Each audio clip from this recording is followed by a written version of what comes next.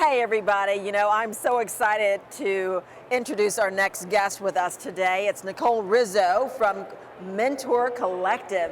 And I'm excited about this, Nicole, having this conversation with you because you came over, you asked, are you representing Howard? Here I am representing Howard University, HBC University, woo-hoo, HU, you know. And so I'm excited about this because your sole focus and purpose of your organization is what? So yeah, thank you for asking that, Cecily. The sole purpose of our organization is to close the equity gap through mentorship. And we work with students throughout the life cycle, but specific to enrollment, we are working with students as soon as they are admitted to an institution. We match them with a peer mentor who can really give them an idea of what the authentic experience on campus will be like. That person can also be a resource to help them along the way throughout the enrollment process to really, like we said, break down those barriers and ensure that all students know that college is a possibility.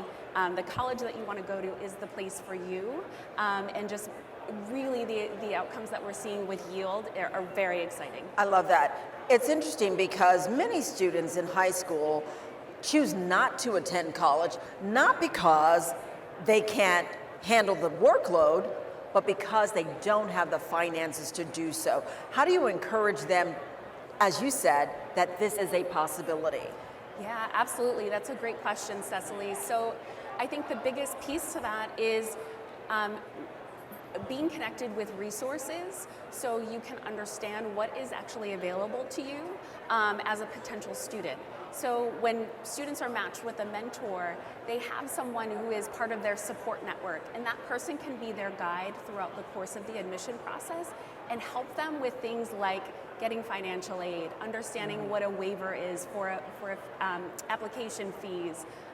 So students who typically don't have that wide net of a support network to help them through the process are provided one to help, again, close that opportunity gap, that equity gap that we see is so pervasive in higher education. Creativity and innovation is really key when going after a certain audience that you're looking for to target. So how are you utilizing technology, innovation, and creativity to get that message to the audience that you need most? Yeah, that's another great question. Thank you. So we are powered by people first always. We also use an algorithm that helps us match mentees and mentors.